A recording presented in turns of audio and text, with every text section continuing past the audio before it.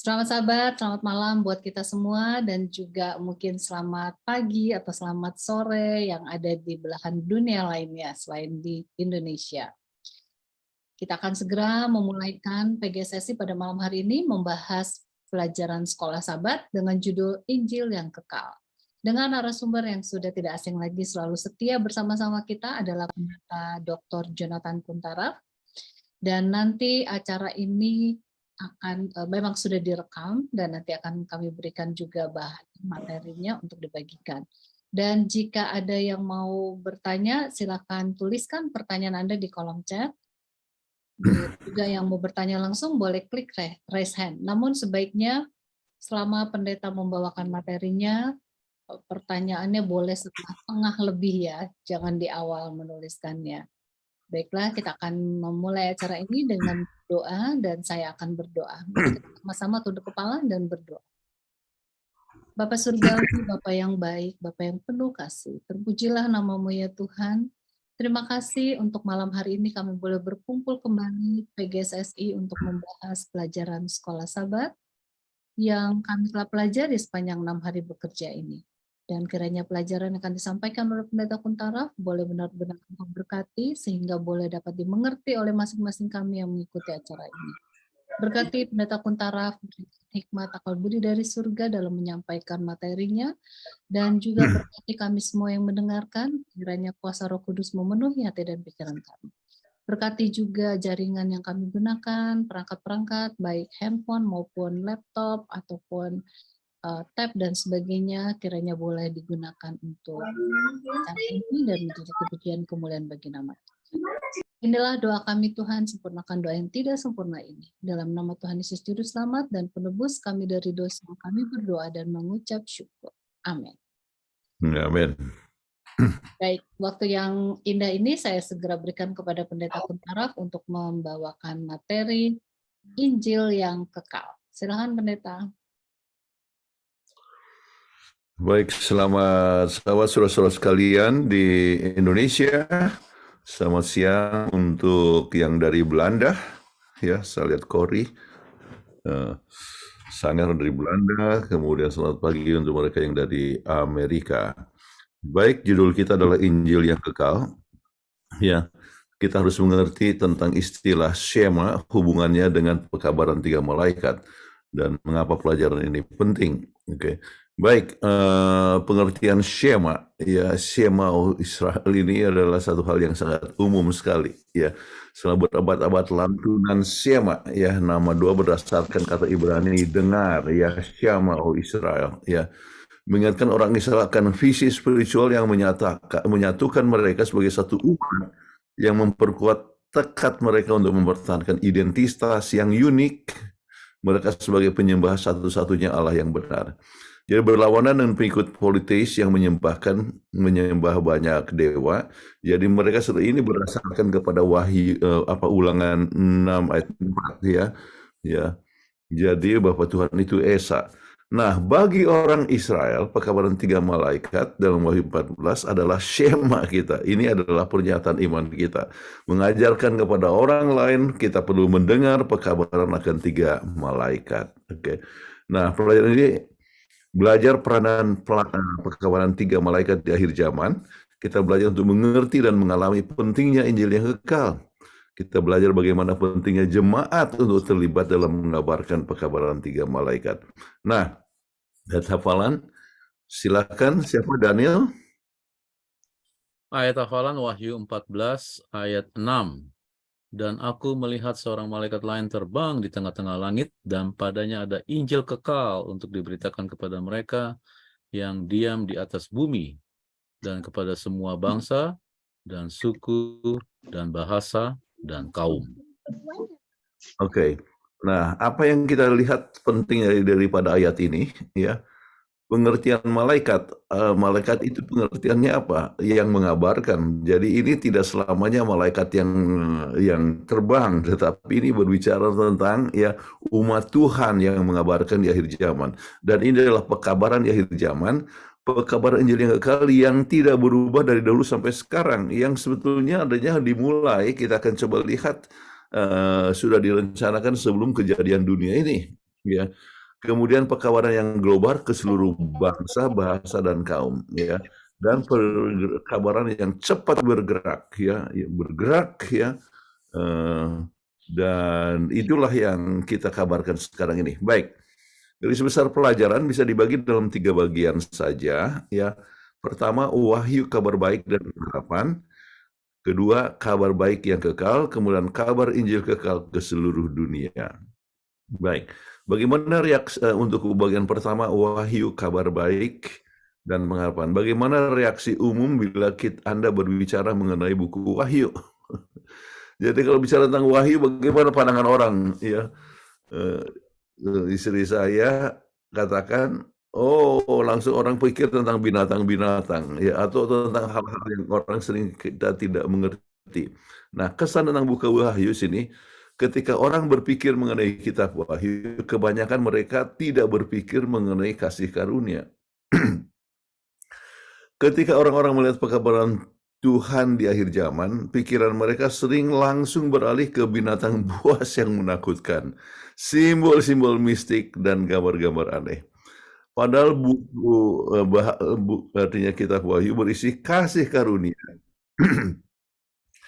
dan dipenuhi pengharapan di tengah-tengah binatang buas yang menakutkan dan peringatan penganiayaan dan masa-masa sulit di depan. Dan Tuhan masih memberikan kita alasan dan jaminan untuk bersuka cita dalam keselamatannya. Jadi itu sebabnya judulnya kita sekarang tentang apa? Yaitu Injil yang kekal.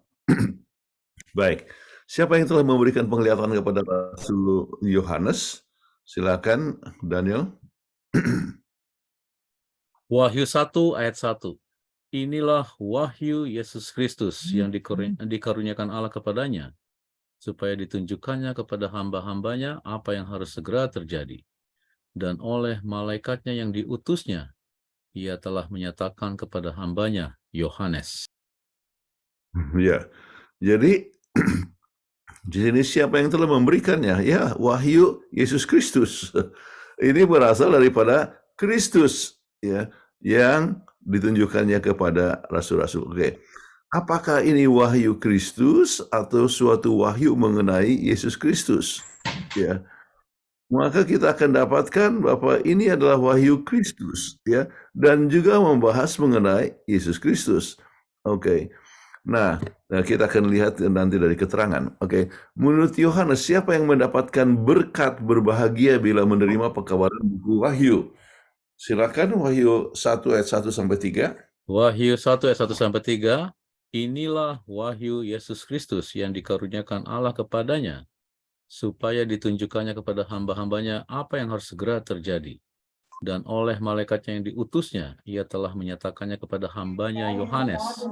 Yohanes telah bersaksi tentang firman Allah dan tentang kesaksian yang diberikan oleh Yesus Kristus, yaitu segala sesuatu yang telah dilihatnya. Berbahagialah ia yang membacakan dan mereka yang mendengarkan kata-kata nubuat ini, dan yang menuruti apa yang ada tertulis di dalamnya, sebab waktunya sudah dekat. Jadi siapakah yang berbahagia? Ya, di sini yang membacakan, yang mendengarkan, dan menuruti. Jadi ada orang yang membacakan tetapi tidak betul-betul mendengar. Ya, tetapi ada yang membaca dan mendengar tetapi tidak mengikuti. Ya, jadi apa yang berbahagia adalah orang yang membacakan, yang mendengarkan, dan yang menuruti. Ya. Jadi kata-kata misalnya orang kudus adalah orang yang mempunyai iman kepada Yesus dan menurut segala hukum Allah. Ya. Jadi artinya yang menuruti termasuk di dalam penurutan kepada hukum Allah. Baik, isi kitab Wahyu adalah tentang pernyataan Yesus. Ya.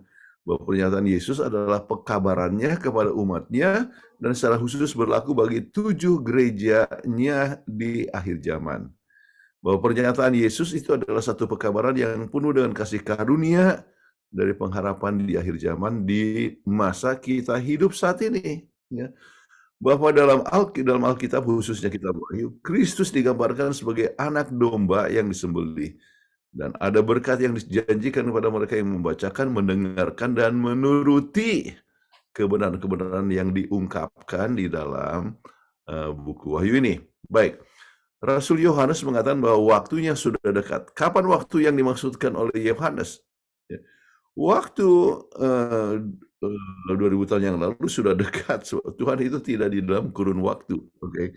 Nah, sekarang jauh lebih dekat lagi oleh sebab kita sudah melihat berbagai macam kegenapan daripada nubuatan. Oke. Nah, pernyataan penting apakah yang ditujukan dari ayat-ayat pendahuluan daripada buku Wahyu? Kita lihat Wahyu 1 ayat 4 sampai 8. Dari Yohanes kepada ketujuh jemaat yang di Asia Kecil, kasih karunia dan damai sejahtera menyertai kamu dari Dia yang ada dan yang sudah ada dan yang akan datang, dan dari ketujuh roh yang ada di hadapan tahtanya, dan dari Yesus Kristus, saksi yang setia, yang pertama bangkit dari antara orang mati, dan yang berkuasa atas raja-raja bumi ini. Bagi Dia yang mengasihi kita, dan yang telah melepaskan kita dari dosa kita oleh darahnya, dan yang telah membuat kita menjadi suatu kerajaan, menjadi imam-imam bagi Allah, Bapanya, bagi Dialah kemuliaan dan kuasa sampai selama-lamanya. Amin. Lihatlah, Ia datang dengan awan-awan, dan setiap mata akan melihat Dia, juga mereka yang telah menikam Dia, dan semua bangsa di bumi akan meratapi Dia. Ya, amin, aku adalah Alfa dan Omega, firman Tuhan Allah yang ada dan yang sudah ada dan yang akan datang, yang Maha Kuasa. Oke, apa pernyataan penting? Ya, Yesus yang melepaskan kita dari dosa. Ya, ini satu hal yang satu penting. Kemudian kita menjadi satu kerajaan adalah kerajaan imam, ya, yaitu yang digambarkan oleh Petrus sebagai satu kerajaan imam, yaitu kita semua bisa berhubungan dengan Tuhan dan kita adalah alat Tuhan untuk menyampaikan kepada orang lain, ya. Jadi kita semua adalah imam-imam, ya. Jadi ada kelompok gereja yang dulu yang menganggapkan bahwa ya imam atau pastor itulah yang berhubungan dengan Tuhan. Kita percaya kepada apa yang disebut the priesthood of believers, yaitu kita semua adalah imam dan kita bisa mendapatkan firman Tuhan langsung. Tuhan bisa berbicara kepada kita dan kita juga bisa mengabarkan. Kemudian yang sangat penting juga adalah gambaran bagaimana Yesus akan datang dan semua mata akan melihat Dia. Kemudian yang penting juga Yesus itu adalah Alfa dan Omega, ya, firman Tuhan Allah. Jadi yang awal dan yang akhir, ya, menunjukkan bahwa Yesus itu bukan diciptakan, ya, tetapi Yesus itu ya adalah sudah ada dari awalnya, ya, firman Allah yang hidup. Baik. Apakah Injil yang kekal yang dibawakan oleh malaikat di langit yang akan dikabarkan ke seluruh dunia, ya? Dan kita coba lihat di sini kabar Injilnya, pekabaran itu. Silakan. Dan aku melihat seorang malaikat lain terbang di tengah-tengah langit, dan padanya ada Injil yang kekal. Oke, jadi inilah yang dibawakan itu adalah Injil yang kekal. Nah, sekarang Injil yang kekal, kita coba lihat di dalam bagian kedua ini, ya. Injil yang kekal diberikan, ya, sesuai dengan kesaksian daripada para rasul atau Yesus sendiri. Oke, kita coba lihat mulai dari Petrus, ya, dari kisah 10 ayat 34 sampai 43, tapi kita akan baca khusus untuk ayat 34 sampai 36. Lalu mulailah Petrus berbicara, katanya, sesungguhnya aku telah mengerti bahwa Allah tidak membedakan orang. Setiap orang dari bangsa manapun yang takut akan Dia dan yang mengamalkan kebenaran berkenan kepadanya. Itulah firman yang Ia suruh sampaikan kepada orang-orang Israel, yaitu firman yang memberitakan damai sejahtera oleh Yesus Kristus yang adalah Tuhan dari semua orang. Oke, jadi yang digambarkan oleh Petrus di sini, ya, adalah pentingnya tentang Allah itu yang tidak membedakan semua orang. Artinya kesaksian menunjukkan bahwa ini kata-kata Yesus kepada Cornelius, ya, bahwa Tuhan untuk semua orang. Yesus Kristus itu adalah, ya, juru selamat kita. Kemudian kita coba lihat kesaksian daripada Paulus, 1 Korintus 15 ayat 1 sampai 4. Dan sekarang saudara-saudara, aku mau mengingatkan kamu kepada Injil yang aku beritakan kepadamu, dan yang kamu terima, dan yang di dalamnya kamu teguh berdiri. Oleh Injil itu kamu diselamatkan asal kamu teguh berpegang padanya, seperti yang telah kuberitakan kepadamu. Kecuali kalau kamu telah sia-sia saja menjadi percaya. Sebab yang sangat penting yang telah kusampaikan kepadamu, yaitu apa yang telah kuterima sendiri, ialah bahwa Kristus telah mati karena dosa-dosa kita, sesuai dengan kitab suci, bahwa ia telah dikuburkan, dan bahwa ia telah dibangkitkan pada hari yang ketiga, sesuai dengan kitab suci. Oke, jadi apakah Injil yang kekal menurut Paulus di sini yaitu Injil Kristus telah mati karena dosa kita, ya, bahwa ia telah dikuburkan dan ia telah dibangkitkan pada hari yang ketiga, ya. Jadi itu adalah merupakan suatu kabar baik. Nah, sekarang pelayanan Yesus menurut Paulus ini Kristus yang disalibkan, artinya menebus manusia berdosa dari penghukuman dan rasa bersalah di masa lalunya. Kristus yang telah bangkit memberikan kuasanya kepada orang percaya untuk sekarang ini. Kristus yang akan datang kembali memberikan pengharapan masa depan setiap orang percaya. Jadi hal yang sangat penting ini adalah merupakan suatu kasih karunia Allah. Ia telah datang, mati, dan ia telah bangkit dan akan datang kembali. Kemudian kasih karunia dalam buku Roma, kita dibenarkan dengan cuma-cuma oleh kasih karunia. Kasih karunia adalah pernyataan kebenaran Allah. Kasih karunia membenarkan setiap orang oleh iman dengan menerima Kristus. Dan kasih Allah diperkenankan bagi setiap ketika mereka masih berdosa. Oke. Nah, kasih karunia diberikan kepada mereka yang tidak layak. Ya, kita lihat di dalam pelajaran, sebutkan Yesus mati dengan penderitaan, kesakitan, bagaimana orang dosa itu akan alami. Harusnya kita yang akan mati, tetapi Yesus mati untuk kita. Yesus sendiri merasakan dan mengalami kepenuhan murka Bapa atau penghukuman terhadap dosa kita. Yesus ditolak agar setiap orang percaya kepadanya bisa diterima oleh Allah Bapa di surga. Yesus mati dalam kematian yang seharusnya menjadi bagian kita, sehingga oleh kematiannya kita dapat menjalani kehidupan yang sesungguhnya itu adalah miliknya. Jadi kita lihat bahwa ini hal yang sangat penting sekali. Oke. Kemudian menurut kesaksian Yohanes, ya, sekarang kita Injil yang kekal menurut Yohanes itu bagaimana? Yohanes 5 ayat 11 sampai 13. Akan tetapi ia menjawab mereka, orang yang telah menyembuhkan aku, dia yang mengatakan kepadaku, angkatlah tilammu dan berjalanlah. Mereka bertanya kepadanya, siapakah orang itu yang berkata kepadamu, angkatlah tilammu dan berjalanlah? Tetapi orang yang baru sembuh itu tidak tahu siapa orang itu, sebab Yesus telah menghilang ke tengah-tengah orang banyak di tempat itu. Oke, Yesus membawakan kabar baik kenapa ia adalah yang telah menyembuhkan akan orang masa lalu, dan Yesus juga dapat menyembuhkan kita daripada berbagai macam penyakit dosa sekarang ini. Baik, bagaimana menurut Yohanes Pembaptis? Yohanes 1 ayat 29. Keesokan harinya Yohanes melihat Yesus datang kepadanya dan Yohanes berkata, lihatlah anak domba Allah yang menghapuskan dosa dunia. Oke, jadi Yesus adalah yang dilambangkan dengan anak domba yang menghapuskan dosa manusia. Ya, kenapa? Oleh sebab ia mati untuk kita. Kemudian bagaimana menurut malaikat waktu kelahiran Yesus, Matius 1:21? Dia akan melahirkan seorang anak laki-laki dan engkau akan menamai dia Yesus, karena dia akan menyelamatkan umatnya dari dosa-dosa mereka. Jadi ia adalah yang menyelamatkan umatnya dari dosa-dosa mereka.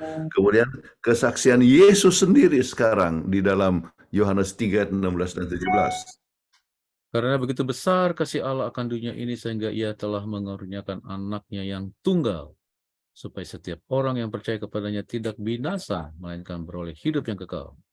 Sebab Allah mengutus anaknya ke dalam dunia bukan untuk menghakimi dunia, melainkan untuk menyelamatkannya oleh dia. Baik, jadi kita lihat inilah Injil yang kekal. Ya, Injil yang kekal, ya, yang dikatakan oleh Petrus, oleh Paulus, oleh Yohanes, oleh Yesus sendiri, ya, atau malaikat, bahwa Yesus datang ke dunia ini, dia hidup sebagai manusia, ya, dan ia mati untuk kita. Kemudian Yesus yang sama telah bangkit, ya, itulah sebabnya kita dapat mengalahkan dosa, ya, dan bukan hanya itu, kita pun punya pengharapan untuk kehidupan yang akan datang. Jadi itulah Injil kekal. Oke. Nah, setelah mendengar semua kesaksian yang diinspirasikan, bagaimana Anda dapat simpulkan Injil yang kekal dalam satu kalimat? Ya, bagaimana? Kita coba lihat beberapa hal yang bisa menjadi poin tambahan untuk Anda. Injil yang kekal adalah kabar yang sangat baik tentang kematian Kristus bagi manusia berdosa, kebangkitannya yang mulia, dan kasih serta kepeduliannya selalu ada bagi kita. Melalui iman oleh darahnya yang tercurah dan kuasa kebangkitannya, kita dibebaskan dari hukuman dan kuasa dosa. Pelayanan Kristus senantiasa menjadi fokus dari pikiran para Rasul Paulus sebagaimana yang disampaikan dalam setiap pengajaran dan khotbahnya. Baik, kita coba lihat bahwa gereja benar, sebab kebetulan buku Wahyu kan berbicara tentang masalah gereja di akhir zaman, gereja yang benar. Gereja benar akan menjadi tumbuh seluruh dunia yang berkomitmen kepada Kristus dan taat kepada firman-Nya. Oke, ini hal yang sangat penting. Jadi tentang Yesus yang mati di kayu palang untuk kita, ini adalah merupakan suatu penderitaan bagi Yesus, tapi kabar baik untuk kita dalam arti ia mati mengambil tempat kita. Baik, jadi pesan malaikat pertama adalah pesan panggilan untuk menerima Yesus secara total, sepenuhnya sebagai Tuhan, ya, dan sebagai juru selamat kita, ya. Banyak orang katakan Yesus sebagai juru selamat, itu tidak cukup. Ya, kalau juru selamat artinya apa? Ya, juru selamat artinya dia yang telah mati untuk kita, mengampuni dosa kita. Tetapi dia juga adalah Tuhan, ya, yang bertahta di hati kita. Jadi kalau Tuhan yang bertahta di hati kita artinya dia yang memerintah hidup kita untuk menurut akan dia. Dia jadi raja kita. Baik, kabar baik yang kekal. Mengapa sangat penting agar Injil yang kekal untuk dikhotbahkan seluruh bangsa, suku, bahasa, dan kaum? Mengapa penting? Silahkan teruskan.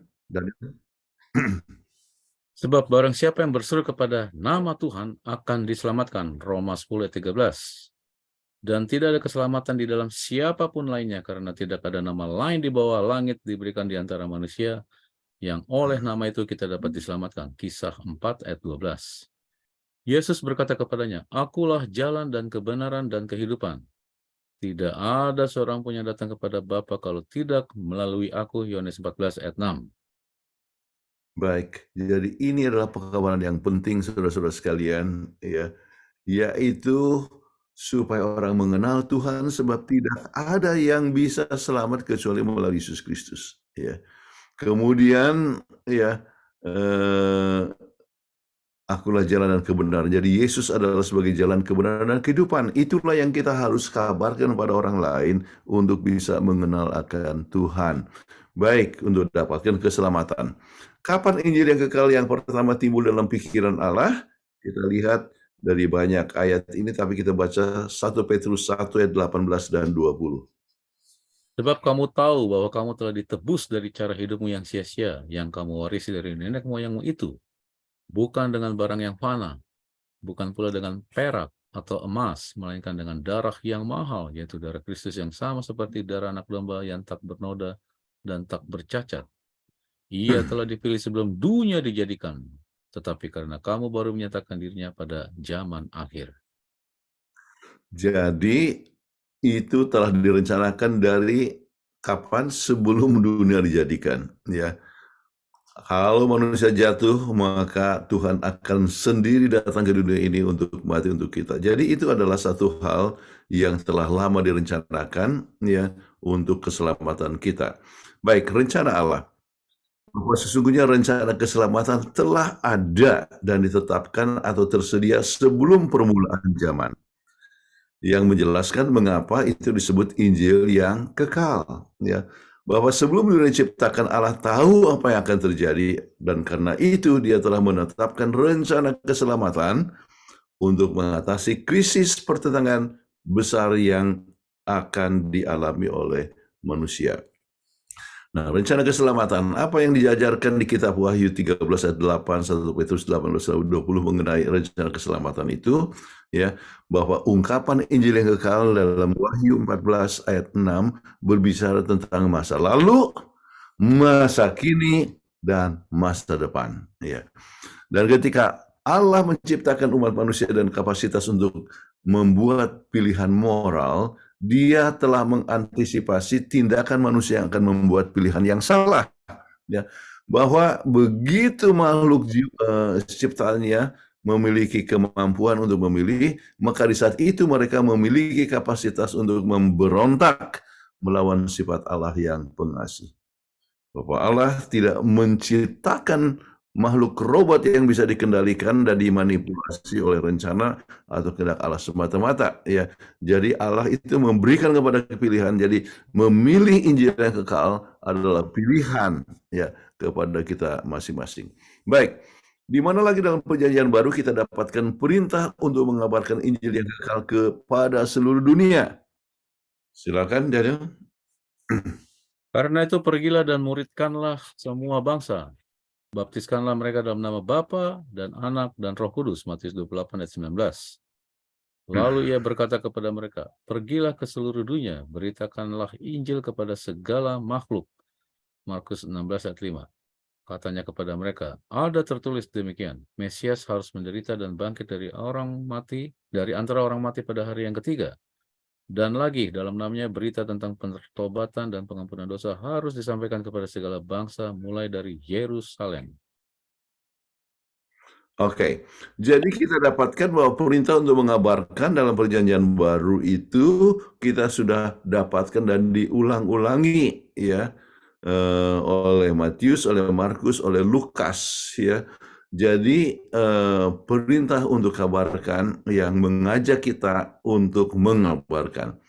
Baik, bagaimana mungkin kita dapat menyelesaikan misi yang berkomprehensif ini? Sekarang kita hanya sekitar 24 juta, oke.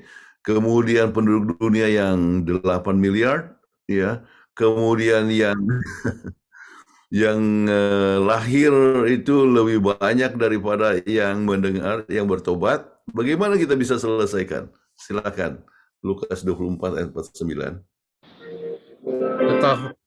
Ketahuilah.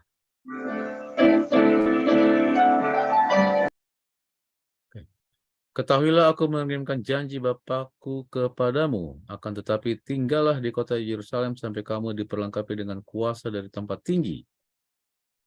Kisah 1 ayat 8, akan tetapi kamu akan menerima kuasa ketika Roh Kudus telah datang kepadamu, dan kamu akan menjadi saksi-saksiku di Yerusalem, di seluruh Yudea dan Samaria, dan sampai ke bagian bumi yang paling ujung. Oke, jadi kita memerlukan akan kuasa Roh Kudus. Dan sekarang banyak orang yang dikuasai oleh Roh Kudus yang langsung selalu siap untuk mengabarkan. Sekarang ini, ya, kita mengetahui bahwa ada sekitar satu orang Advent untuk sekitar 360 orang. Jadi kalau setiap orang itu bersaksi, ya, maka sebetulnya pekerjaan dapat selesai, ya, dalam waktu yang singkat. Baik. Ingat contoh Filipus, seorang diakon, bisa mengkoordinasi pembagian makanan pada awal pekerjaan jemaat, yaitu sebagai diakon, ya. Apalagi pelayanan yang telah dibuatnya. Kita coba lihat dari kisah 8 sampai 8. Mereka yang tersebar itu menjelajah ke seluruh negeri itu sambil memberitakan Injil. Dan Filipus pergi ke suatu kota di Samaria dan memberitakan Mesias kepada orang-orang di situ. Ketika orang banyak itu mendengar pemberitaan Filipus dan melihat tanda-tanda yang diadakannya, mereka semua dengan bulat hati menerima apa yang diberitakannya itu. Sebab dari banyak orang yang kerasukan roh jahat, keluarlah roh-roh itu sambil berseru dengan suara keras. Dan banyak juga orang lumpuh dan orang timpang yang disembuhkan. Maka sangatlah besar sukacita dalam kota itu. Oke, Filipus ke Samaria. Kemudian kita ingat bahwa Filipus juga yang telah mengajar kepada sida-sida itu orang dari Ethiopia, ya. Jadi kita lihat bahwa mereka artinya diakon bukan hanya menguruskan soal makanan ataupun memimpin perjamuan kudus atau menolong dalam perjamuan kudus, tetapi para diakon juga giat di dalam pengabaran Injil. Kemudian di sini bagikan kesempatan yang telah Tuhan berikan kepada Anda untuk memberitakan Injil keluar dari kota atau keluar negeri. Ya, jadi masing-masing diberikan kesempatan untuk bersaksi. Ya, bagaimana Anda dapat bersaksi di tempat di mana Anda berada. Ya, itu sangat penting sekali. Ya, bahwa kita punya pekabaran yang istimewa untuk dikabarkan. Ya. Saya senang bahwa saya bisa ada kesempatan untuk mengabar Injil ya. Tadi malam juga saya masih mengajar ya. Kemudian hari Minggu besok mengajar melalui Oral Channel. Hari Senin mengabarkan Injil melalui Hope Channel Indonesia. Kemudian bukan hanya itu, hari Senin siang ya saya mempunyai murid Alkitab di ada yang dari Prancis dan dari London yang ambil pelajaran pada hari Senin ya jam 2 siang ya. Artinya jam 7 malam di London. Anyway, saudara-saudara sekalian, kepada kita diberikan kesempatan itu. Jadi Anda berikan kesempatan kepada anggota untuk bersaksi. Pekabaran Advent sekarang ini, bahwa pekabaran Injil yang kekal telah melintasi batas-batas geografis, telah menembus daerah terjauh di bumi, telah menjangkau orang-orang dari seluruh bangsa dan budaya. Pada akhirnya itu akan berdampak kepada seluruh dunia. Bapak, hal menarik yang perlu diketahui adalah pekabaran kita telah menjangkau lebih dari 210 dari 235 negara di dunia yang diakui oleh Persekutuan Bangsa-Bangsa. Oke. Di mana Anda melihat kegenapan nubuatan yang diberikan Yesus dalam Matius 24 ayat 14 ya. Dan silakan ini. Dan Injil Kerajaan ini akan diberitakan ke seluruh dunia sebagai kesaksian bagi semua bangsa, dan kemudian kesudahannya akan datang. Ya, dan mungkin yang barusan keterangan itu harus dijelaskan sesudah ini, yaitu bagaimana kita sudah memasuki 210 dari 235 negara yang diakui oleh Perserikatan Bangsa-Bangsa. Jadi kita masih tetap mengabarkan, ya, mengabarkan di negara-negara yang belum termasuk dalam 210 itu, sebetulnya kita sudah ada juga usaha-usaha dan sudah mengabarkan ya ke negara-negara tersebut, dan ada juga orang Advent tapi masih belum sampai jumlahnya untuk disebutkan bahwa mereka itu sudah terjangkau. Oke. Baik. Nubuatan ini digenapi hari ini melalui jemaat Allah di akhir zaman. Oke. Baik, ini Peggy yang baca ya, Alfa dan Omega jilid 8 halaman 644. Ya, Alfa dan Omega jilid 8 halaman 644. Hamba-hamba Allah dengan wajah yang diterangi dan bersinar dengan pengabdian kudus akan mempercepat penyiaran pekabaran dari surga itu dari satu tempat ke tempat yang lain. Melalui ribuan suara amaran itu akan disampaikan ke seluruh dunia. Mujizat-mujizat akan diadakan, orang sakit disembuhkan, dan tanda-tanda ajaib akan menyertai orang-orang percaya. Setan juga bekerja dengan tanda-tanda ajaib untuk menipu, bahkan mendatangkan api dari langit di hadapan manusia. Wahyu 13 ayat 13. Demikianlah penduduk bumi harus menentukan kedudukan mereka. Oke, jadi harus menentukan pilihan, tetapi kita diminta, ya, dianjurkan, diperintahkan untuk mengabarkan kabar selamat Injil yang kekal, ya, kepada keluarga kita, lingkungan kita, di mana saja kita berada. Baik. Ini untuk kesimpulan pekabaran 3 malaikat Wahyu 14 ayat 6-12 adalah malaikat yang digambarkan sebagai utusan Allah. Malaikat yang terbang di tengah-tengah langit dalam kitab Wahyu 14 ini menggambarkan pekabaran kasih Allah yang terakhir bagi manusia di zaman akhir yang dibawakan cepat ke ujung-ujung bumi. Kabaran 3 malaikat ini harus dikumandangkan oleh umat Allah pada zaman akhir, yaitu ya sesaat sebelum kedatangan Yesus. Sekarang ini pekabaran Injil yang kekal adalah dalam konteks penghakiman dengan cepat menjangkau seluruh dunia. Injil yang kekal telah diperintahkan sejak sebelum perintah dunia, adalah kabar kasih karunia Allah yang telah datang ke dunia ini, mati dan bangkit, naik ke surga untuk melayani kita, dan akan datang kembali. Malaikat yang terbang di langit, ya, dengan Injil yang kekal menyampaikan pekabaran zaman akhir ini kepada setiap bangsa, suku, bahasa, dan kaum. Memanggil setiap umat Tuhan untuk memberikan kontribusi, ya, terbaik bagi kerajaan Allah dengan bekerja sama bersama malaikat Tuhan demi memenuhi panggilan Yesus yang terakhir kepada manusia. Jadi pekabaran 3 malaikat memanggil kita untuk mendapatkan prioritas pada misi Allah untuk menebus manusia, ya, yang terhilang, sehingga itulah yang menjadi prioritas kita. Baik, untuk pertanyaan aplikasi bisa bahas, apakah anggota jemaat mengerti peranan mereka dalam pekabaran 3 malaikat? Ini satu hal yang sangat penting. Apakah anggota kita mengerti, ya, bahwa masing-masing kita punya peranan, ya, dan betul-betul melaksanakan, ya, peranan itu.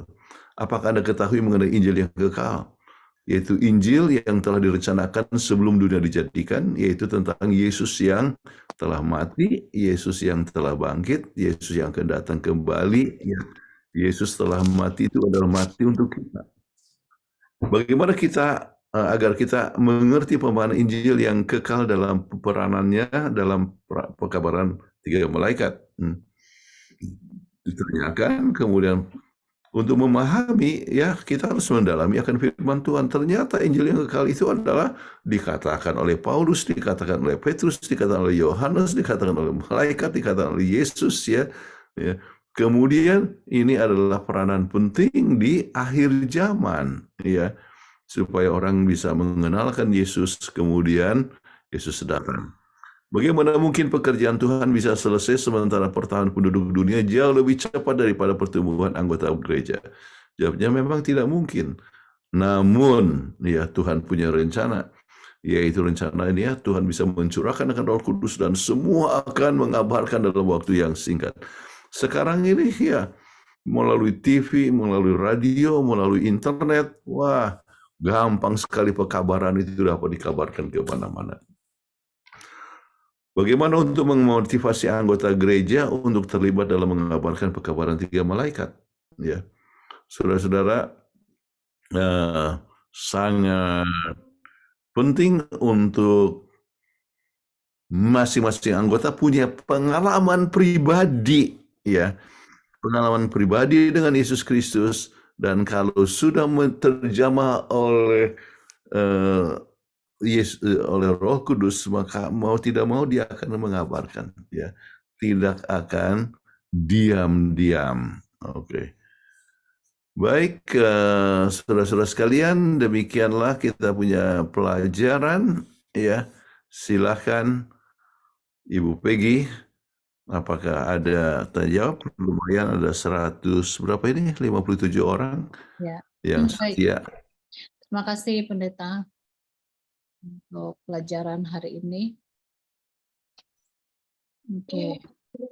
Kepada seluruh partisipan, boleh tuliskan pertanyaan Anda di kolom chat apabila ada pertanyaan. Dan yang mau bertanya langsung boleh klik raise hand, nanti saya panggilkan. Saat ini baru ada 2 penanya nih Pendeta. Lumayan panjang-panjang nulisnya. Oke. Yang pertama dari Ibu Evi Peo. Selamat sahabat Pendeta Kuntara, Ibu Peggy, Bro Daniel, dan semua yang hadir. Selamat sahabat juga ya Ibu Evi. Pertanyaannya adalah inti pekabaran malaikat pertama, malaikat kedua, dan malaikat ketiga.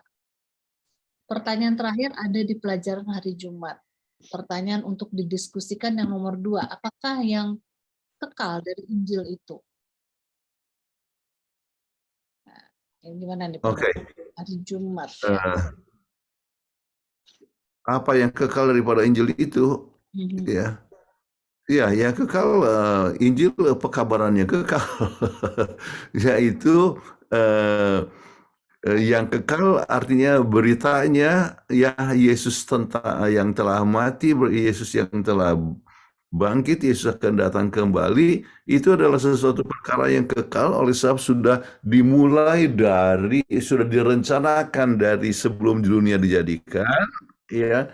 Jadi dulu sudah direncanakan sampai sekarang tetap dikabarkan dan sampai yang akan datang sampai Yesus akan datang kembali. Jadi itu adalah satu perkara yang kekal, ya.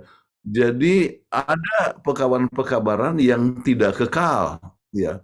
Misalnya pekabaran tentang sunat, ya, ya ataupun hukum upacara, ya. Itu tidak kekal dalam arti hanya menyiapkan untuk kedatangan Yesus, tetapi pekabarannya daripada Yesus yang digambarkan oleh upacara itu adalah tetap kekal. Jadi berlaku tetap bahwa Yesus akan datang, ya. Ya, Yesus telah datang, Yesus telah mati, dan Yesus telah bangkit, dan Dia akan datang kembali. Ya, itulah yang kekal. Ya, kiranya menjawab ya Bu Evi. Pertanyaan berikutnya dari ya, silakan. Inti malaikat pertama apa? Inti pekabaran malaikat kedua apa? Inti pekabaran malaikat ketiga apa? Terima kasih. Iya, Kekal.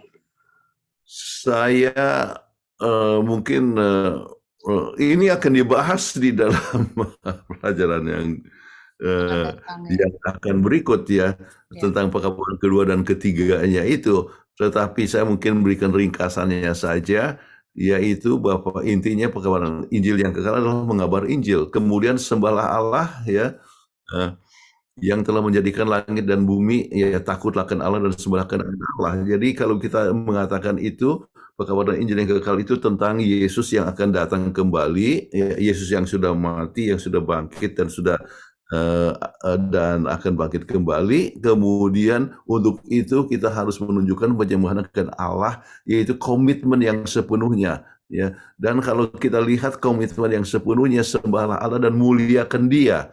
Ya, bagaimana menyembah Tuhan, ya, yang menciptakan langit dan bumi dan laut dan segala mata air. Kalau kita coba lihat itu tentang 10 hukum, maka yang sering dilupakan adalah hari Sabat. Pada hari Sabat itu adalah tanda bahwa Tuhan sebagai pencipta langit dan bumi, ya, dan segala mata air, ya. Jadi kalau gitu pekabaran yang pertama itu sudah meliputi akan hari Sabat, Yesus, hari Sabat, kemudian sudah termasuk memuliakan Dia. Bagaimana kita memuliakan Dia?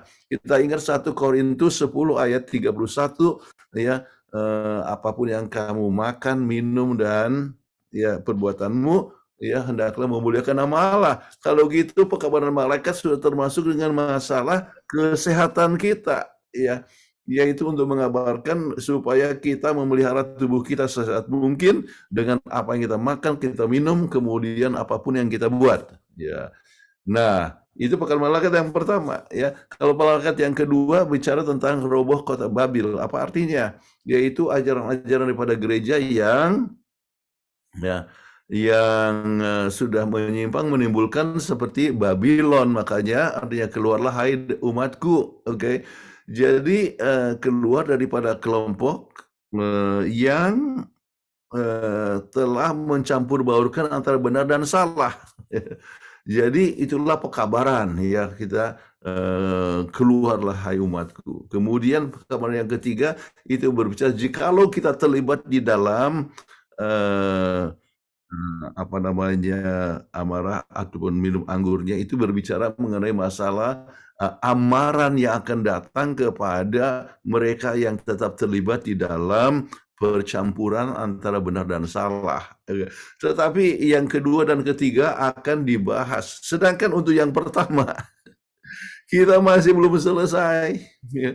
Ini baru tentang Injil yang kekal. Nanti kita bicara tentang takut akan Allah dan sebagainya. Kemudian sampai kepada hukumannya, sampai kepada Sabat yang kelima kita bicara tentang masalah penghukuman. Ya, kebetulan saya akan bahas itu di Oral Channel. Jadi masih pertama Ibu Evi. Ya. Oke, tetapi saya berikan inti semuanya. Ya. Iya, kita akan ikuti terus ya pelajaran PGSSI ini ya Bu Evi ya. Karena untuk Sabat depan, minggu depan itu adalah takut Takutlah akan Allah dan muliakan Dia. Nah, itu pelajaran berikutnya. Iya. Baik, pertanyaan berikutnya dari MC Lalahi. Saya ingin mengundang MC Lalahi ini untuk bisa bertanya langsung, boleh? Maka bisa di-unmute.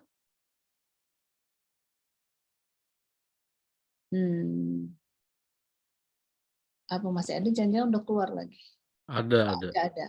Oke. Apakah bisa? MC Lalahi?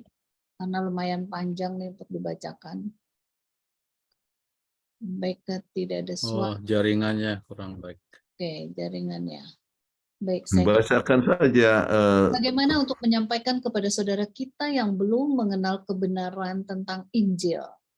Bila pekabaran yang diberitakan beriman kepada Yesus untuk bisa hidup kekal. Agama lain ada juga yang mengajarkan untuk mendapatkan hidup kekal tanpa melalui Yesus. Bila karakter Yesus yang kita injili dan memberi kedamaian kepada kita, menurut berita terbaru, negara Ceko nomor urut 8 negara damai yang penduduknya ateis hampir 100%. Singapura nomor 9, negara damai yang 90% Buddha dan Tao.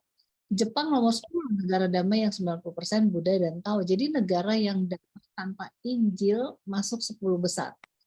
Pertanyaan, apa yang menjadi dasar menyampaikan Injil kepada orang lain selain hidup kekal dan kedamaian? Apakah hari Sabat? Oke. Poin yang sangat penting, yang sangat praktis sekali, ya. Kemudian bagaimana mengabarkan tentang Injil yang kekal. Saudara-saudara, ya, bagaimanapun kita berusaha, ya, untuk menjadi baik, kita akan gagal, ya. Negara-negara yang kelihatan damai oleh sebab peraturan pemerintah, ya, kelihatan damai, tetapi belum berarti bahwa ada damai di dalam hati, ya. Masih banyak orang yang seperti di Singapura ataupun di Jepang, ya, disebut damai dalam segi keamanan, ya, tetapi bukan berarti mereka punya damai di hati, ya. Angka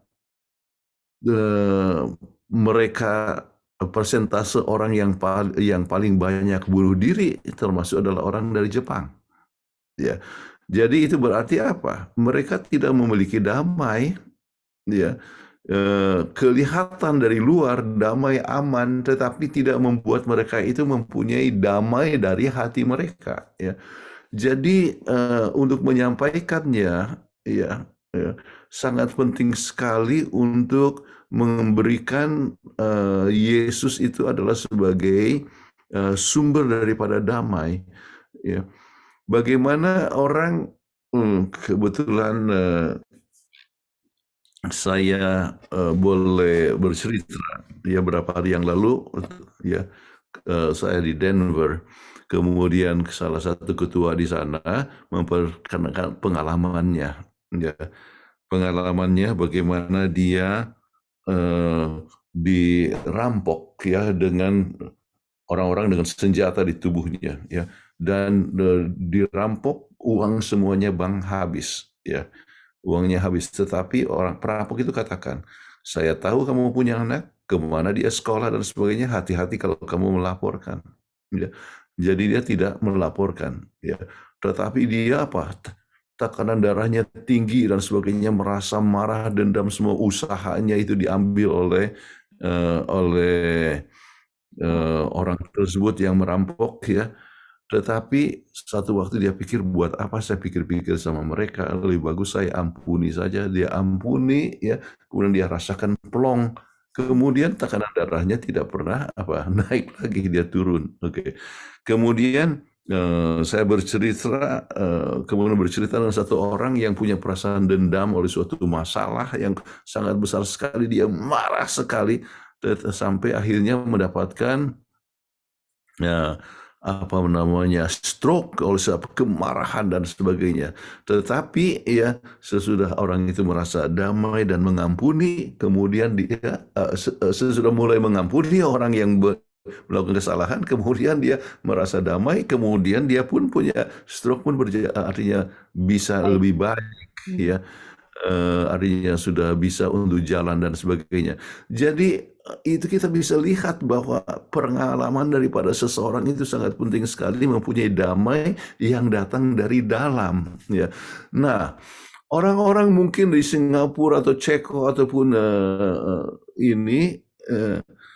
Jepang ya kelihatan damai dari luar, dalam arti tidak ada tembak-tembakan seperti di Amerika ataupun juga kelihatan aman ya, tetapi bukan berarti damai di dalam hati ya.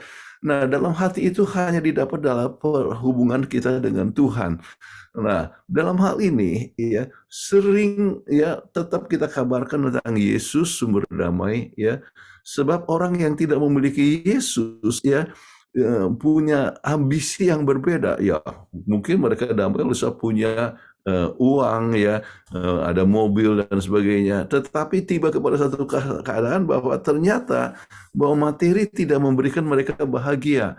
Mereka akan dapatkan bahwa ternyata semua ini tidak memberikan mereka berbahagia dan mereka merasakan keadaannya satu kekosongan. Nah, dalam keadaan inilah sorry. Maafkan ya, saya harus minum dulu.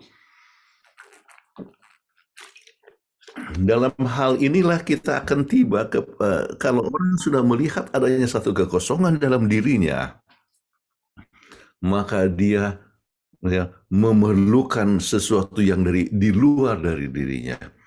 Maka Anda bisa memperkenalkan ya bagaimana caranya, tunjukkan Anda punya pengalaman secara pribadi. Saya merasa berbahagia ya oleh sebab kita tidak usah tidak perlu takut mengenai masalah masa depan. Kita tidak perlu takut kepada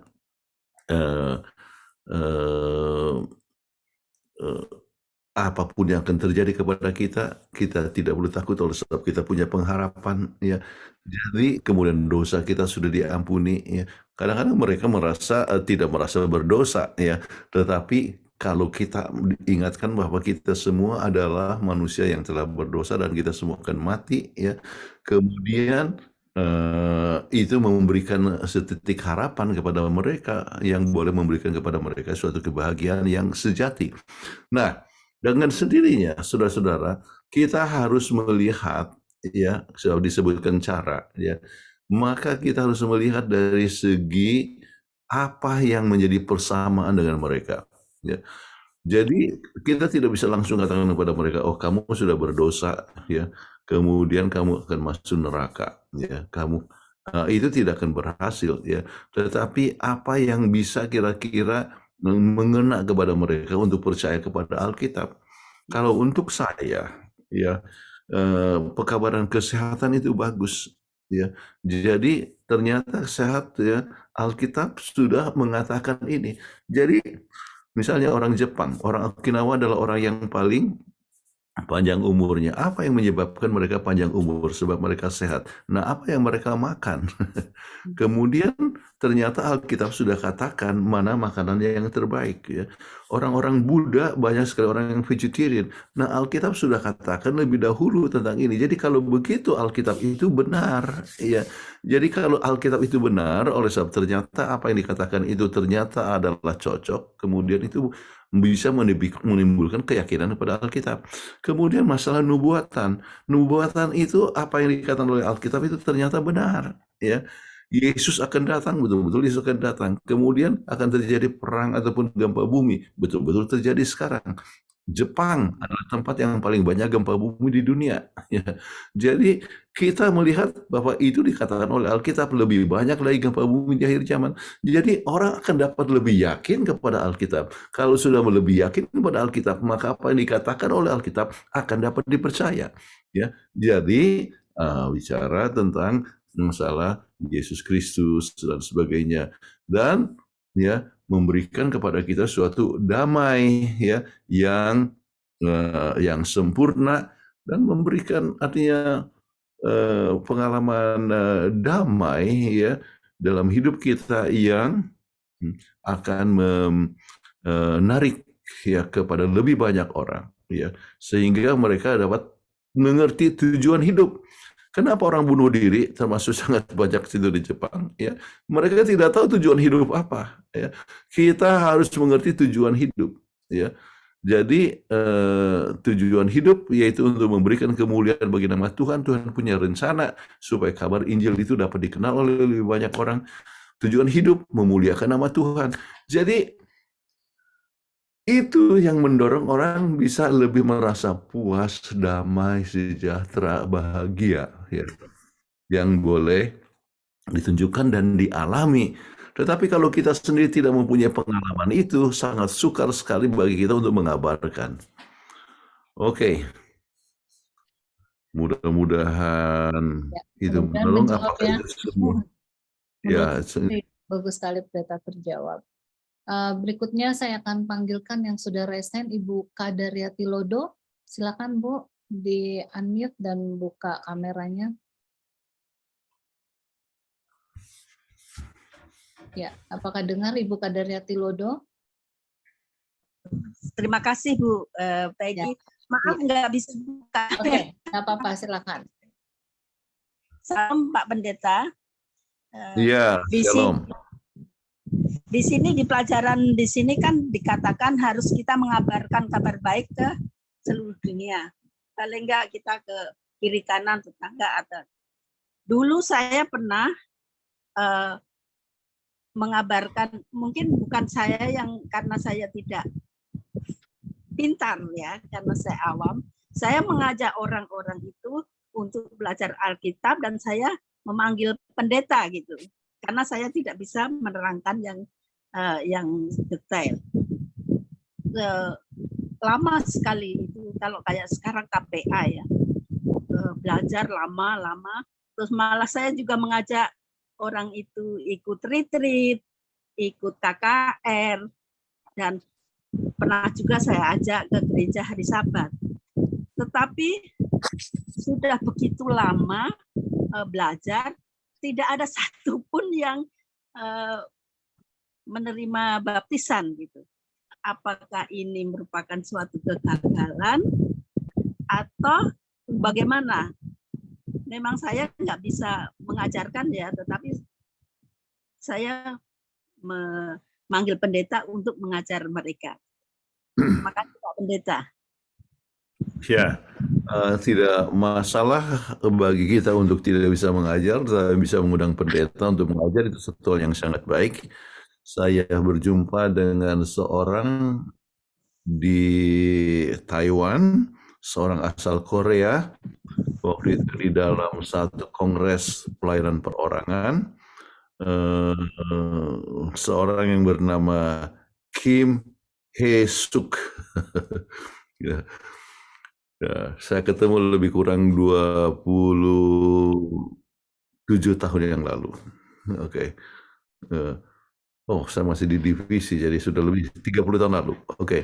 Nah, sekarang dia itu tidak bisa mengajar ya, tetapi dia undang tetangga-tangganya untuk makan ya.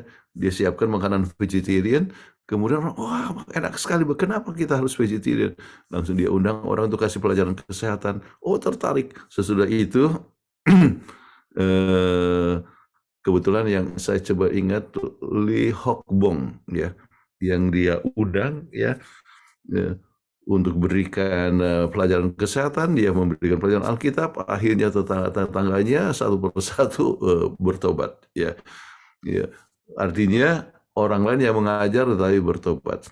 Nah, kenapa orang tidak langsung bertobat? Ya, manusia itu berbeda. Ya, kalau tanam pohon, ya, maka kalau tanam kita sebutlah tanam jagung, oke, tanam jagung. Berapa lama kita bisa tuai? Oh, 3 tahun setengah. Ya. 3 bulan setengah.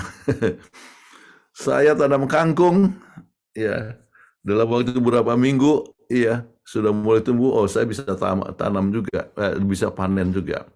Tanam kangkung ataupun tanam jagung, ya. Kalau tanam durian, ya, berapa lama? Oh, bisa tahunan ya, 7 tahun atau 12 tahun. Ya, tanam kelapa. Ya. Jadi manusia itu tidak semuanya sama, ya. Tetapi tugas kita adalah untuk mengabarkan, ya, untuk mengabarkan. Dan jangan khawatir kalau misalnya orang itu tidak langsung bertobat, ya. Kenapa? Paling sedikit bibit itu sudah tertanam dalam diri dia, ya. Bibit itu sudah tertanam, ya. Kita mengharapkan bahwa satu waktu maka dan kuasa Tuhan orang itu akan ya mengadakan suatu pertobatan, ya, langsung ingat apa yang telah dikabarkan, ya.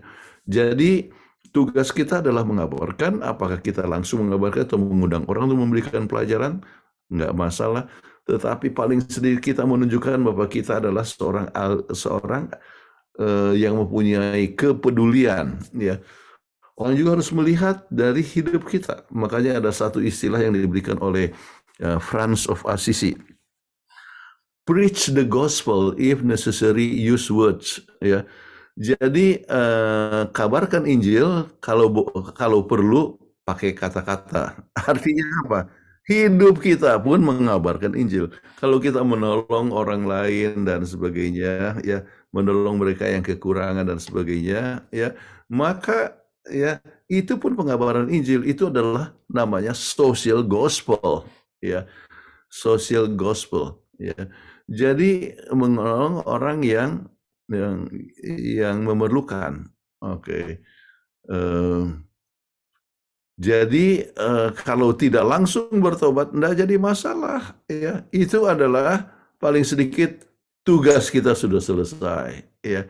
Kita cari jiwa yang baru yang dengan harapan akan bisa membuat pertobatan. Saudara tahu, ya, bahwa sini adalah Ibu Kadaryati Yolodo, ya. Ibu tahu berapa yang bertobat pada saat buat KKR yang pertama di gereja Air Nona Kupang? Nama gerejanya Air Nona Kupang. Itu tahun 72 saya bikin KKR yang pertama. Ya. Tidak ada satupun yang bertobat. Iya. Tetapi apakah itu berarti saya harus berhenti untuk mengabar Injil? Iya. Oh tidak, saya tetap ya mengabarkan Injil dan kemudian yang kedua, 6 orang bertobat. Yang berikut, ada 20 orang bertobat. Saya pergi ke Sumba, ya, berapa yang bertobat? 2 orang saja, ya. Tetapi seorang jadi pendeta. Itulah pendeta Jami, Elisa Jami yang sekarang jadi pendeta di Bitung. Oke. Dan yang luar biasa anaknya pun jadi pendeta sekarang. Oke. Saudara-saudara, itu kalau orang tidak langsung bertobat, jangan kecewa. Tetap ya mengabarkan sesuai dengan kesempatan, waktu, akal budi, pengetahuan yang Tuhan berikan kepada kita. Amin. Ya, terima kasih. Berarti kita tetap mengabarkan kebaikan itu, walaupun itu entah orang itu mau bertobat atau enggak, yang penting kita harus mengabarkan kebaikan itu ya Pak Pendeta. Mengabarkan kebaikan. Kebaikan adalah seperti garam, makanya orang Kristen harus menjadi garam dunia. Garam itu memberikan rasa enak, tetapi garam itu juga ya membuat orang haus, ya. Ya, kalau orang makan garam kan haus, ya. Jadi kalau kita menjadi garam dunia menunjukkan kebaikan, maka itu memberikan orang haus akan kepada kebenaran, ya. Dan kita dengan percaya dengan kuasa Tuhan bisa menarik orang lain. Oke, terima kasih penjelasannya Pak Pendeta. Amin. Puji Tuhan. Baik, pertanyaan berikutnya dari Boru Simatupang. Sahabat pendeta, KPG dan semuanya, selamat sahabat. Apakah Injil itu sudah dikabarkan ke semua suku? Saya rasa tidak masih belum semua suku, ya. Sebab suku itu banyak sekali, ya. Banyak sekali, ya. Saya tidak tahu ada berapa suku, harus di search, ya. Tetapi misalnya saya ambil contoh Afghanistan, ya. Itu ya pekabaran kita ada orang-orang di Adra bekerja dan sebagainya, tetapi suku itu ya masih masih banyak yang masih belum terjangkau, tetapi kita kabarkan dengan segala macam cara, dan kita harapkan bahwa orang paling sedikit mempunyai kesempatan untuk mengenalkan kebenaran. Dan kata suku itu satu hal yang sangat menarik, ya. Itu dalam bahasa Inggris itu disebutkan kan kinship, ya, kindred, ya. Itu sama dengan bukannya suku, ya, tetapi itu adalah kinship atau kindred, itu adalah seperti marga, ya. Nah, saya untuk orang-orang Tionghoa, ya, itu artinya saya itu marga Ui, ya. Marga Ui, atau kadang-kadang disebut Wong untuk orang Kantonis, ya. Atau dalam bahasa Mandarin itu Huang. Saya bertanggung jawab untuk saya punya marga, tetapi marga saya itu besar, ya. Marga Ui itu, ya, dalam seluruh dunia itu ada 40 juta, ya. Istri saya itu marga Li, ya, Li itu ada 100 juta, ya. Jadi tidak mungkin untuk coba mengabarkan pada semua pada saat yang sama, tapi paling sedikit, ya, dalam lingkungan kita punya family, kita bertanggung jawab untuk memperkenalkan kebenaran, ya. Jadi saya sewaktu-waktu, ya, artinya kabarkan kepada saya punya sepupu, walaupun tanggapannya, oh saya bukan orang yang religius, saya orang sekular. Tapi kita tetap bertindak baik, ya. Lakukan kebaikan dengan harapan bahwa ini menimbulkan kerinduan kepada mereka untuk datang kepada Tuhan. Baik, mudah-mudahan menolong ini Bu Rusi Simatupang. Ya, terima kasih Pendeta. Pertanyaan berikutnya dari Nivia. Shalom, selamat sahabat Pak Pendeta Kuntaraf dan semua. Oke. Bagaimana pendapat Pendeta Kuntaraf mengenai pernyataan bahwa kitab Wahyu 16 kedatangan Tuhan seperti pencuri itu adalah untuk kedatangan yang pertama, dan kedatangan yang kedua bila perhitungan 6.000 tahun maka pada tahun 2027. Nah, saya pun bingung mendengar pernyataan tersebut dari khotbah seseorang. Oke. Kedatangan Yesus sebagai pencuri tidak bisa menggambarkan akan kedatangan artinya kedatangan Yesus yang pertama. Kenapa? Sebab kedatangan Yesus yang pertama itu telah dinubuatkan dari segi tempatnya, ya, dari segi namanya, dari segi waktunya, ya, itu telah dinubuatkan. Jadi orang bisa menduga, ya, bagaimana kapan Yesus itu lahir, ya. Sebab sesuai dengan Wahyu, artinya buku Daniel pasal 8 misalnya, 8 kita bisa lihat tentang 9, ya, kita lihat tentang waktu yang disebut nubuatan 70 tahun, ya, 490 tahun, ya, itu ternyata kita dapatkan tentang baptisan Yesus pada tahun 27 itu. Jadi menunjukkan bahwa sebetulnya kalau orang belajar nubuatan dapat mengenal akan waktu Yesus datang itu, ya. Jadi tidak bisa dikatakan seperti pencuri, ya. Dan kedatangan Yesus itu tidak langsung untuk membawa kita kepada naik ke surga, ya. Nah, kedatangan Yesus seperti pencuri artinya kita harus selalu siap kapan saja dia datang, kemudian membawa kita masuk ke surga, dan kita harus selalu siap supaya kita datang dalam kelompok yang diselamatkan. Jadi berdasarkan bahwa masa kedatangan Yesus pertama itu telah dinubuatkan dari segi tempat, ya, dari segi waktu, dan dengan sampai sifat-sifat kematiannya dan sebagainya, bagaimana disalibkan, bagaimana caranya, itu menunjukkan ya bahwa bukan seperti pencuri. Ya. Kedatangan Yesus yang seperti pencuri adalah di dalam ya untuk kedatangan Yesus yang kedua kali. Nah, kemudian katakan bahwa karena dikatakan bahwa Yesus akan datang tahun 6027, kita pernah bahas dalam Oral Channel, ya, apakah betul Yesus akan datang tahun 2027? Yang jelas bahwa Yesus kedatangan Yesus itu kita tidak pernah tahu, tetapi kenapa ya disebutkan bahwa ada yang berkhotbah kedatangan Yesus itu pada tahun 6000 pada tahun 2027, oleh sebab ada tulisan Roh Nubuat yang pada saat baptisan itu Yesus itu ya disebutkan untuk 6000 tahun ya sejak baptisan daripada Yesus yang tahun 27. Jadi kalimatnya tidak persis begitu, tetapi Mrs. White menyebutkan tentang untuk selama 6000 tahun setan berkuasa, dan bagaimana setan untuk coba menguasai ya dunia ini, tetapi akhirnya akan berakhir ya. Jadi orang buat perhitungan sejak Yesus dibaptiskan tahun 27, maka dia akan datang tahun 27 ya.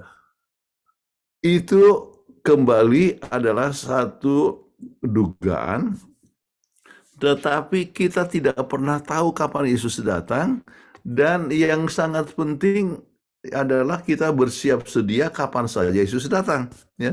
Jadi jangan takut kapan Yesus datang ya. Yang sangat penting selama kita mempunyai komunikasi dengan Yesus ya, selama kita punya hubungan erat dengan Yesus, Anda biasa berbicara dengan Yesus, Anda bisa mengabarkan tentang Yesus, Anda berdoa untuk Yesus, mendengar firman Yesus, Anda punya komunikasi dengan Yesus, maka selamanya Anda siap sedia ya. Kenapa? Kalau seandainya kita mati pun minggu depan, ya, maka waktu Anda buka mata adalah waktu Yesus datang, ya. Dan kita tidak tahu berapa lama kita hidup, ya. Jadi tidak usah kita punya pertobatan itu berdasarkan tentang wah ini Sandelo akan datang, ya. Kemudian apa namanya tanda ini akan terjadi. Nggak usah khawatir ya. Yang sangat penting kita berhubungan dengan Yesus, dan selama kita berhubungan dengan Yesus kita tidak pernah takut ya kapan Yesus datang. Justru itu adalah satu kabar sukacita untuk kita ya. Dan kita akan berseru, inilah Tuhan yang kita sudah lama nantikan ya. Marilah kita memujakan Dia. Saudara-saudara, itu adalah satu kabar gembira, bukan kabar yang menakutkan ya. Kita harus siap kapan saja Yesus datang. Mudah-mudahan jelas. Amin. Ya, selanjutnya saya mau panggilkan Dr. John Watupongo yang sudah raise hand. Silakan Dr. John. Ya, terima kasih Bu Peggy. Ya, sama-sama. Selamat hari persiapan Selamat Pak sahabat, Pendeta. Bapak Watupongo. Selamat sahabat Ibu Peggy. Sampai lupa Sama-sama. saya pertanyaan yang terlalu lama. Sorry. Ya gini Pak. Gini Pak Pendeta. Yang bosan-bosan ya. Saya tanya terus nih. Ini kan judulnya adalah Injil yang kekal. Nah, di Alkitab itu saya mengenal ya. Itu ada dua bagian, Perjanjian Lama dan Perjanjian Baru.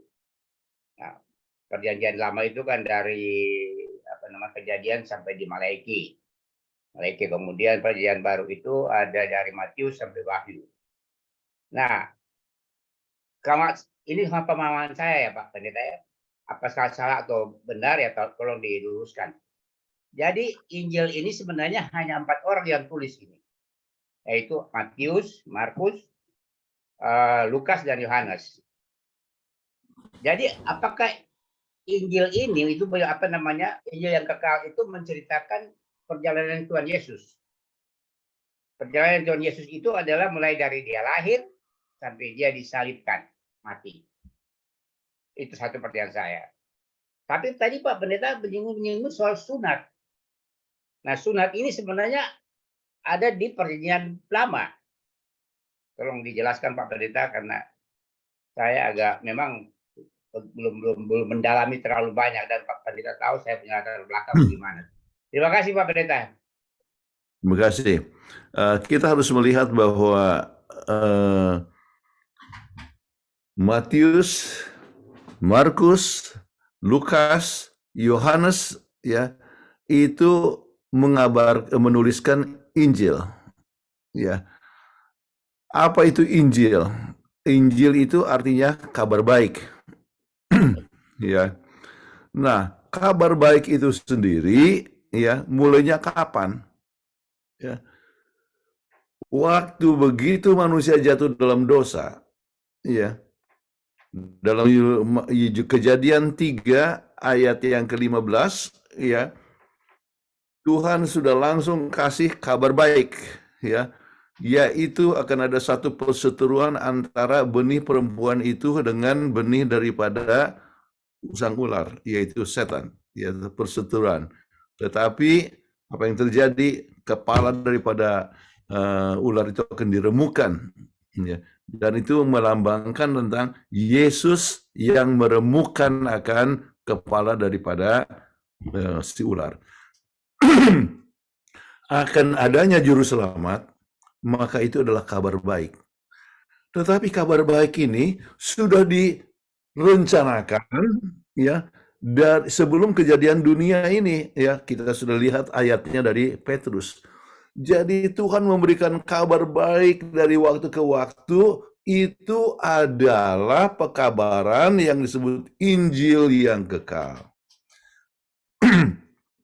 Orang-orang Israel diselamatkan dengan bagaimana? Membawa domba kepada imam, kemudian mereka harus sembelih itu domba, kemudian darahnya dicurahkan. Nah, domba ini melambangkan siapa? Yesus Kristus. Jadi keselamatan melalui Yesus sudah ada di Perjanjian Lama, walaupun menggunakan apa? Lambang. Ya. Jadi inilah yang Injil yang kekal dari zaman dulu sampai kepada sekarang ini. Keselamatan itu adalah oleh sebab kasih karunia Allah, yaitu melalui Yesus Kristus. Matius, Markus, Lukas, Yohanes, ya, hanya menuliskan hidup daripada Yesus yang memberikan apa? Kabar baik, ya, kabar baik. Tetapi kabar baik ini dituliskan bukan hanya oleh mereka berempat, sampai kepada Paulus yang menuliskan banyak kabar baik. Misalnya di dalam Roma pasal 3 ayat 20 yang kata bahwa semua kita adalah orang berdosa. Atau misalnya di dalam tadi kita singgung kalau tidak salah adalah Roma 6 ayat 23, ya, upah dosa adalah maut, tetapi karunia Tuhan adalah kekal dalam hidup kita. Itu apa? Siapa? Bicara tentang Yesus Kristus. Jadi keselamatan melalui Yesus sebetulnya bukan hanya dibahas oleh Markus ataupun Matius, tetapi sudah direncanakan sebelum kejadian dunia sesuai dengan tulisan Petrus. Kemudian diberikan kabar baik itu kepada Adam dan Hawa, dan itu kekal sampai sekarang ini. Keselamatan hanya oleh sebab kasih karunia. Nah, sunat, ya, itu adalah diberikan kepada Abraham sebagai tanda bahwa dia adalah orang yang telah dipilih, ya, Kemudian oleh sebab dia sebagai pilih, maka bedanya adalah apa? Keturunannya disunat. Tetapi bukan itu yang menyelamatkan mereka disunat. Keselamatannya itu adanya oleh sebab Yesus Kristus. Dan itu hanya suatu lambang. Kemudian sekarang itu lambang itu tidak diperlukan lagi. Kenapa? Paulus sudah sebutkan tentang sunat rohani adalah apa? Baptisan. Ya. Baptisan adalah sunat rohani dan keselamatan hanya melalui Yesus. Ya. Jadi kalau dulu melalui darah domba yang melambangkan Yesus, sekarang melalui pengakuan kita akan Yesus, jadi keselamatan itu dari zaman dulu sampai sekarang hanya melalui Yesus Kristus. Itulah Injil yang kekal. Mudah-mudahan jelas Bapak Dr. Watupongo. Ya, Gimana, Dok? jelas sekali. Terima Jelas. kasih Pak Pendeta. Ya. Terima kasih. Puji Tuhan. Terima kasih. Ya, pertanyaan selanjutnya dari Sofyan Asa. Selamat sahabat Pendeta Kuntaraf dan Ibu Peggy. Selamat sahabat juga ya. Ketika kami menyampaikan di dalam Yesus ada damai, ada jawaban. Bahwa Yesus katakan, aku datang bukan untuk membawa damai, tetapi membawa pedang. Bagaimana menjelaskannya supaya dimengerti? Oke. Maksudnya adalah kalau kita mau menerima Yesus, kita memiliki damai di hati kita, ya. Tetapi Yesus bukan membawa damai dalam arti mereka yang memiliki damai itu dalam hatinya sering mengalami suatu tantangan dari saudaranya, dari orang tuanya, dari lingkungannya, ya. Makanya dianggap seperti, artinya tantangan itu seperti pedang. Tetapi yang kita merasa berbahagia oleh sebab kita boleh memiliki damai Yesus, ya. Yesus katakan, sesungguhnya aku berkata kepadamu, damai sejahtera aku berikan kepadamu yang tidak diberikan oleh dunia ini. Dunia ini kalau pada saat Yesus itu hidup, itu ada damai yang disebut Pax Romana, ya, perdamaian Roma. Ya. Apa itu perdamaian Roma? Kalau musuh sudah kalah semua, baru damai.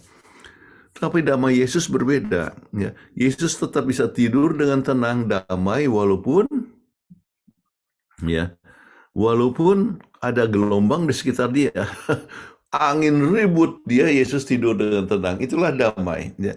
Jadi damai yang kita miliki itu tidak bisa diberikan oleh dunia, adalah boleh kita memiliki damai walaupun banyak gelombang hidup, banyak tantangan, aniaya sekalipun, mungkin saja sampai harus masuk dalam penjara, ya, tapi kita tetap damai, ya.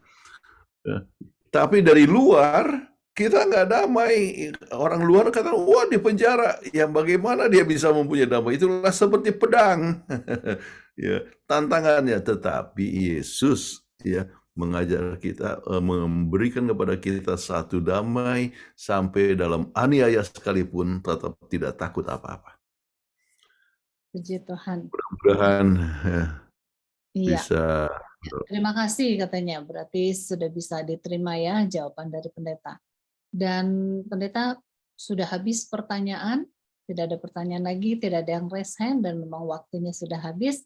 Tepat waktu ya hari ini kita mulai dan selesai. Jadi kita akan tutup pertemuan ini dengan berdoa. Saya lihat di sini yang buka kamera. Saya lihat di sini Ibu Evi tulis Elisa Jami senior, apa maksudnya, senior pastor atau apa?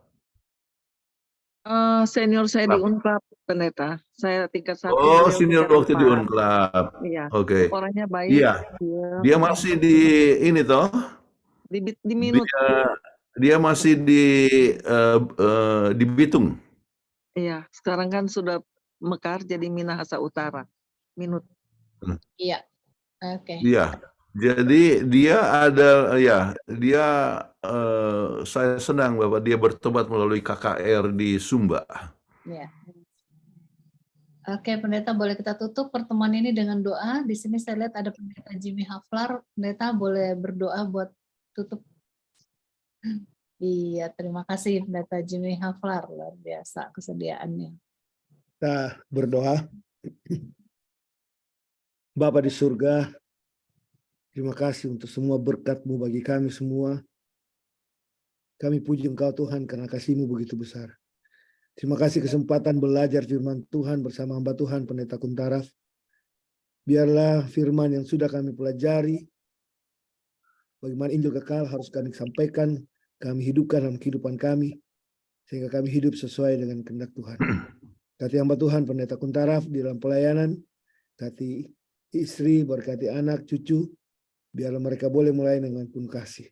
Kami berdoa untuk masing-masing kami, Tuhan juga berkati kami dengan hikmat-Mu, dengan kuasa dari surga, sehingga di dalam setiap pelayanan kami, firman yang kami sudah pelajari, kami dapat sampaikan, bawakan itu dengan baik, hanya untuk kemuliaan hormat bagi nama Tuhan. Kami menserahkan hidup kami Tuhan, apabila kami beristirahat, biarlah malaikat Tuhan menjaga, melindungi kami, bangun dengan tubuh yang sehat, nama Tuhan boleh dipermuliakan. Terima kasih karena Tuhan mendengar doa kami. Terima kasih untuk jawaban doa yang Tuhan berikan bagi kami. Ampuni dosa kami, dalam nama Yesus kami berdoa. Amin. Amin. Amin. Amin. Terima kasih Pendeta Haflar. Thank you. Dan kepada seluruh partisipan yang masih sisa, bahan ini nanti akan saya kirim rekamannya dan juga PDF-nya. Dan kita akan jumpa lagi minggu depan dengan Zoom ID yang sama dan passcode yang sama, juga jam yang sama, jam 19 waktu Indonesia bagian Barat. Silakan di-unmute untuk mengucapkan selamat Sabat. Terima Berkuntaraf. kasih. Selamat Sabat. Tuhan berkati. Sabar, Pendeta Kuntaraf. Terima kasih Pendeta. Terima kasih semuanya. Terima kasih Semuanya. Terima kasih Pendeta Gundara. Sahabat semua. 5, Tetap 4, semangat. 3, 2, lambaikan tangan.